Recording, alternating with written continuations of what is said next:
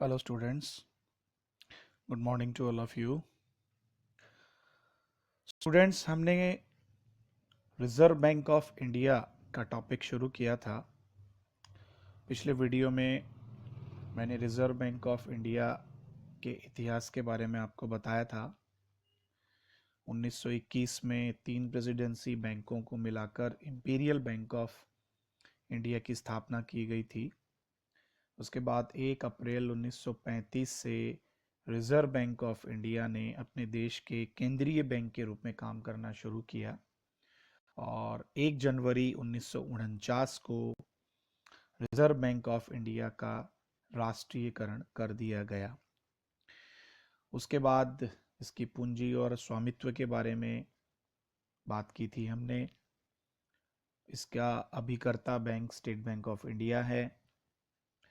अब इसी क्रम में मैं रिजर्व बैंक ऑफ इंडिया के बारे में आपको थोड़ी और बातें बताने जा रहा हूँ।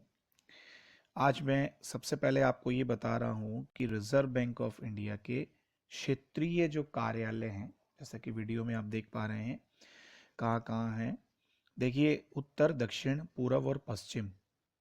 उत्तर में क्षेत्रीय कार्यालय नई दिल्ली में है, दक्षिण में चेन्नई में, पूर्व में कोलकाता और पश्चिम में मुंबई। और अभी कुछ दिनों पहले ये घोषणा की गई थी कि ईस्ट में अरुणाचल प्रदेश में रिजर्व बैंक ऑफ इंडिया का एक स्थानीय मंडल के रूप में कार्यालय और खोला जाएगा। साथ ही रिजर्व बैंक ऑफ इंडिया के जो ऑफिसर्स होते हैं उनकी ट्रेनिंग के लिए, प्रशिक्षण के लिए 2 कॉलेजेस हैं इंडिया में, जिनमें एक रिजर्व बैंक स्टाफ कॉलेज जो चेन्नई में स्थित है और दूसरा college of agriculture banking Pune Maharashtra में स्थित है। इसके अतिरिक्त 3 ऑटोनॉमस इंस्टीट्यूशन भी हैं रिजर्व बैंक ऑफ इंडिया के। एक है national institute of bank management NIBM, दूसरा है Indira Gandhi institute of development research IGIDR और तीसरा है institute for development and research in banking technology IDRBT। ये 3 ऑटोनॉमस इंस्टीट्यूशन हैं। इसके अलावा 4 जो हैं वो जोनल ट्रेनिंग सेंटर हैं जो हमारे 4 महानगरों में स्थित हैं, नई दिल्ली, कोलकाता, चेन्नई और मुंबई। अब स्टूडेंट्स, हम बात करते हैं कि रिजर्व बैंक ऑफ इंडिया के जो प्रशासनिक विभाग होते हैं वो कौन कौन से हैं। क्योंकि बैंक के संगठनात्मक और प्रबंधकीय ढांचे का अध्ययन करने के लिए इसके प्रशासनिक विभागों के बारे में जानकारी प्राप्त करना जरूरी है। बैंक के विभिन्न प्रशासनिक विभाग इसके संगठन में महत्वपूर्ण भूमिका निभाते हैं। देखिए, पहला जो विभाग है, जो सबसे महत्वपूर्ण विभाग है रिजर्व बैंक ऑफ इंडिया का, वो है मुद्रा प्रबंध विभाग। ओके, मुद्रा प्रबंध विभाग जो है उसे आप नोट निर्गमन विभाग भी कहते हैं, नोट इशू डिपार्टमेंट। इस विभाग का मुख्य कार्य नोटों का निर्गमन करना, उनकी जांच करना, उनका हिसाब किताब रखना, आंतरिक अंकेक्षण करना आदि है। दूसरा जो महत्वपूर्ण विभाग है वो है बैंकिंग विभाग, और ये विभाग वे समस्त कार्य करता है जो RBI को बैंकों के बैंक और सरकार के बैंकर के रूप में करने होते हैं। वो सारे काम ये बैंकिंग विभाग करता है, बैंकिंग डिपार्टमेंट करता है। उसके बाद एक महत्वपूर्ण विभाग है साख नियोजन विभाग। ये विभाग क्या करता है कि जो हमारे देश के वाणिज्य बैंक हैं उनकी साख संबंधी आवश्यकताओं का अनुमान लगाकर एक बजट निर्माण करता है कि भाई कितने क्रेडिट की आवश्यकता होगी, यानी कितने उधार की आवश्यकता होगी। उसके बाद जो अगला विभाग है वो है विनिमय नियंत्रण विभाग। विनिमय दर, हमारी जो फॉरेन एक्सचेंज रेट्स होती हैं, फॉरेन एक्सचेंज डॉलर होता है या पौंड होता है, उनसे हमारी रुपए की जो दर है, विनिमय दर का निर्धारण करना, विदेशी मुद्रा के लेन देन करना, भुगतान संतुलन, आयात निर्यात के दौरान हम लोग डॉलर के रूप में पैसा देते हैं, डॉलर के रूप में पैसा लेते हैं, है ना, इन सारी कार्यों की देखरेख करता है विनिमय नियंत्रण विभाग। उसके बाद देखिए विभाग होता है एक विधि विभाग, legal department. Reserve bank of India को जो भी कानूनी परामर्श देने होते हैं समय समय पे, या कोई निर्देश देने होते हैं, या आरबीआई को अपनी ओर से कोई विज्ञप्ति प्रस्तुत करनी होती है, देनी होती है, तो वो सारा जो लीगल काम है, कानूनी काम है, वो ये विभाग संभालता है। ठीक है। इसके बाद देखिए एक विभाग कृषि साख विभाग भी होता है, जो कृषि साख से संबंधित कार्य करता है। एक आपका सांख्यिकीय विश्लेषण एवं कंप्यूटर सेवा विभाग भी होता है। ये विभाग क्या करता है कि जो आर्थिक विषय और जो मौद्रिक विषय हैं उन पर शोध करता है, और शोध करने के बाद उससे जो निष्कर्ष निकलते हैं उनको प्रकाशित करने का कार्य करता है। ओके। इसके बाद देखिए एक औद्योगिक साख विभाग होता है। ये औद्योगिक साख विभाग राज्य वित्त निगमों को परामर्श देता है। एमएसईएमई यानी जो लघु और मध्यम उद्योग होते हैं, इनको साख उपलब्ध करवाने का काम भी करता है। इसके अलावा भी स्टूडेंट्स कई विभाग होते हैं, जैसे बैंकों में बैंकिंग परिचालन और उसका विकास विभाग होता है ना। व्यय और बजट नियंत्रण विभाग होता है। एक गैर बैंकिंग संबंधी विभाग भी होता है, जो गैर बैंकिंग कंपनी और वित्तीय संस्थाओं की देखरेख करता है और जांच करता है। तो इस प्रकार से ये 8-10 विभाग मैंने आपको बताए हैं, जो महत्वपूर्ण विभाग होते हैं, जिनको आपको ध्यान में रखना है। ओके। अब हम आते हैं, हमारा जो एक अगला टॉपिक है रिजर्व बैंक के कार्य। देखिए रिजर्व बैंक के वैसे तो बहुत सारे कार्य होते हैं, पर रिजर्व बैंक के मैं आपको आज 2 महत्वपूर्ण कार्य बता रहा हूं, वो सबसे इंपॉर्टेंट कार्य होते हैं। क्योंकि रिजर्व बैंक जो है वो देश का केंद्रीय बैंक है ना। और आरबीआई अधिनियम 1934 के अनुसार रिजर्व बैंक ऑफ इंडिया का मुख्य कार्य नोटों का निर्गमन करना और देश में मौद्रिक स्थायित्व रखने हेतु कोषों को रखना व चलन तथा साख व्यवस्था का सामान्य राष्ट्रीय हित में संचालन करना है। ये रिजर्व बैंक ऑफ इंडिया का सबसे मेन काम है।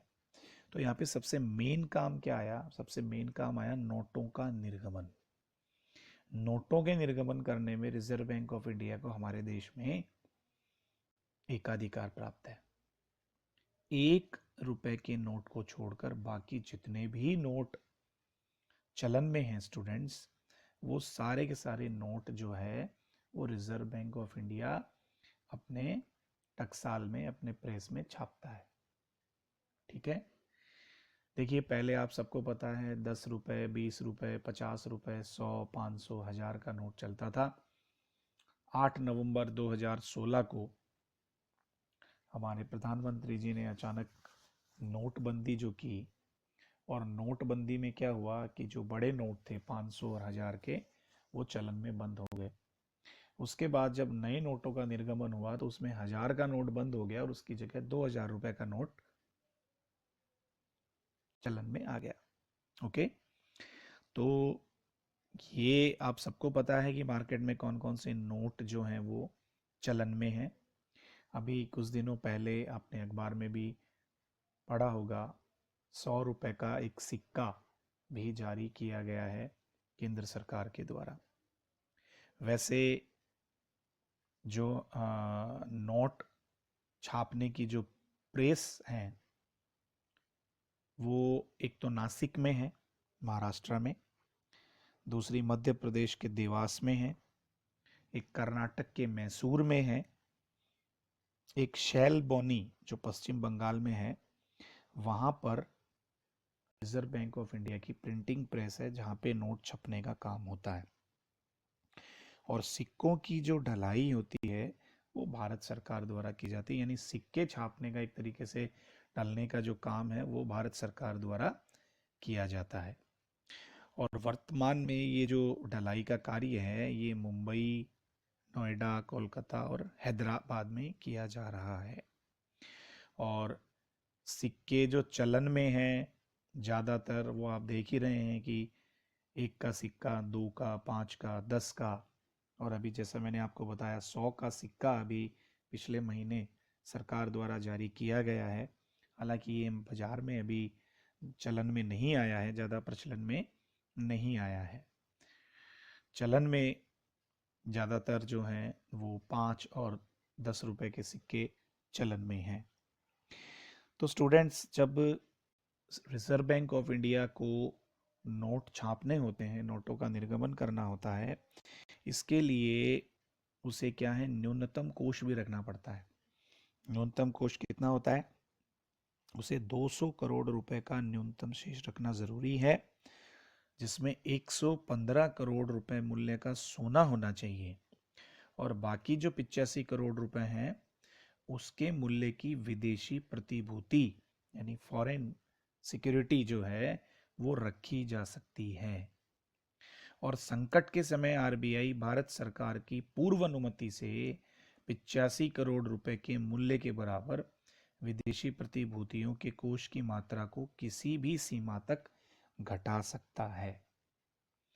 तो जो रिजर्व बैंक के हम आगे जितने कार्य पढ़ेंगे उसमें जो सबसे मुख्य कार्य जो मैं आपको बता रहा हूँ वो है नोटों का निर्गमन करना। और नोटों के निर्गमन में कौन कौन से नोटों का निर्गमन किया जाता है, उनकी टकसाल कहाँ है, ढलाई का काम कौन करता है, कहाँ कहाँ होता है, ये सारी बातें आपको ध्यान में रखनी है। उसके बाद स्टूडेंट एक दूसरा जो हमारा रिजर्व बैंक ऑफ इंडिया का महत्वपूर्ण कार्य है वो है कि रिजर्व बैंक ऑफ इंडिया सरकार का बैंकर होता है, सरकार का अभिकर्ता होता है और सरकार का सलाहकार भी होता है। सरकार के बैंकर से मतलब तो ये हुआ जी कि केंद्र सरकार या जो विभिन्न राज्य सरकारें हैं उनकी ओर से भुगतान प्राप्त करना या उनकी ओर से भुगतान करना, उनके विदेशी विनिमय या उनका मुद्रा का स्थानांतरण करना, ये सारी चीज़ें जो हैं रिजर्व बैंक ऑफ इंडिया करता है ना। और सलाहकार भी है, समय समय पे कोई वित्तीय आपातकाल लग जाता है या कोई मंदी आ जाती है, ऐसा कुछ हो जाता है तो रिजर्व बैंक ऑफ इंडिया सरकार को सलाह भी देता है और अभिकर्ता के रूप में भी काम करता है, यानी सरकार के एजेंट के रूप में भी काम करता है। और यहाँ मैंने आपको बताया कि हर स्टेट में, हर जिले में, हर जगह पे भारतीय रिजर्व बैंक की ब्रांच नहीं है। तो जहाँ पे रिजर्व बैंक ऑफ इंडिया की ब्रांच नहीं है वहाँ पे इसके प्रतिनिधि बैंक के रूप में स्टेट बैंक ऑफ इंडिया जो एसबीआई हमारी बैंक है वो प्रतिनिधि के रूप में कार्य करती है। ये चीज़ जो है वो आपको ध्यान में रखना है। तो ये वैसे दो महत्वपूर्ण कार्य हैं। और केंद्र और राज्य सरकारों के जो साधारण बैंकिंग कार्य होते हैं उसके लिए रिजर्व बैंक ऑफ इंडिया को कोई शुल्क नहीं दिया जाता है ना। इन कार्यों को करने के बदले रिजर्व बैंक सरकारी खातों में जमा रकम पर कोई ब्याज नहीं देता। यानी राज्य सरकारें जो रिजर्व बैंक ऑफ इंडिया में पैसा जमा करवाती हैं तो वो राज्य सरकारों को कोई ब्याज नहीं देता। क्यों नहीं देता? क्योंकि वो केंद्र और राज्य सरकार के जो बैंकिंग कार्य होते हैं वो करते हैं और रिजर्व बैंक ऑफ इंडिया ये काम उनका फ्री में करता है, उसके बदले में कोई शुल्क नहीं लेता। तो इसके बदले में क्या होता है कि जो गवर्नमेंट्स उसके पास में पैसा जमा रखती हैं उन पर वो कोई ब्याज भी नहीं देता है। और जो आम आदमी होता है जैसे आप हैं और हम हैं, हम लोग जो वाणिज्यिक बैंक है उनमें अपने खाते खोल सकते हैं, लेकिन रिजर्व बैंक ऑफ इंडिया में हम अपना खाता जो है वो नहीं खोल सकते। यह केंद्र और राज्य सरकारों की जो अल्पावधि वित्तीय आवश्यकताओं की पूर्ति के लिए अस्थायी ऋण भी देता है। वैसे ये ऋण ज़्यादा से ज़्यादा 3 महीने के लिए दिए जा सकते हैं, और यदि इस प्रकार का कोई ऋण दिया जाता है तो उन पर बैंक दर से 1% कम ब्याज लिया जाता है। ठीक है। उसके बाद रिजर्व बैंक ऑफ इंडिया बहुत सारे काम करता है। जैसा कि अभी मैंने आपको बताया, सरकार का के मुख्य वित्तीय सलाहकार का कार्य भी करता है। तो ये ऋणों के निर्गमन करना, पुराने ऋणों में परिवर्तन करना, कोषों का विनियोजन करना, बैंकिंग और साख है, सहकारिता है, कृषि साख है, आदि बहुत सारे ऐसे सब्जेक्ट हैं, उस पर सरकार को समय समय पर रिजर्व बैंक ऑफ इंडिया परामर्श देता है।